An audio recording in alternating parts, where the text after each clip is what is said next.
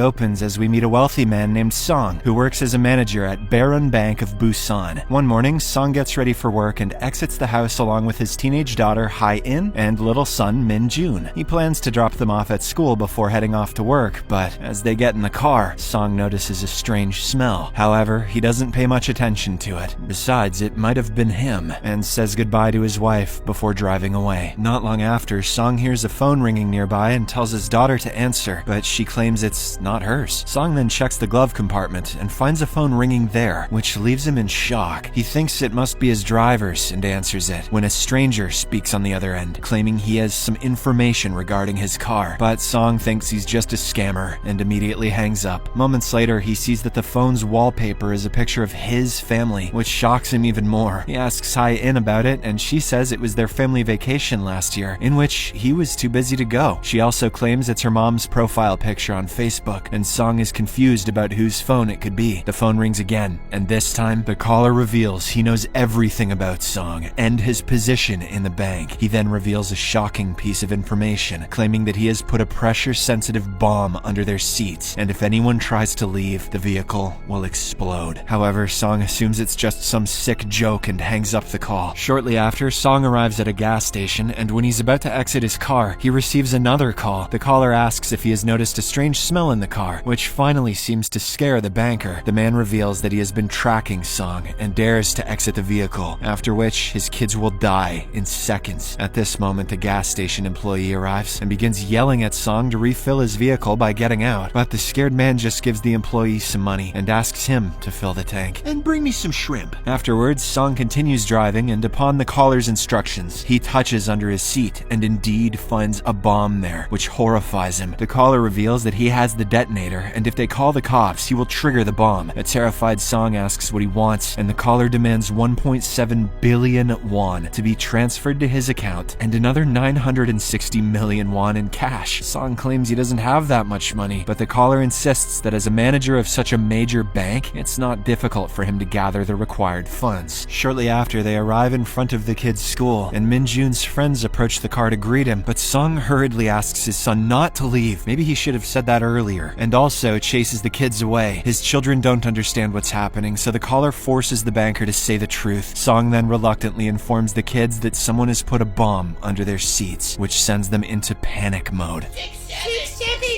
Not long after, Song gets a call from his colleague, who is very frantic and scared. It turns out he has also received a call from the stranger, who has put a bomb under his car and is demanding money. Song thus asks for his location and soon manages to reach there and meets his colleague. He notices that his colleague's wife has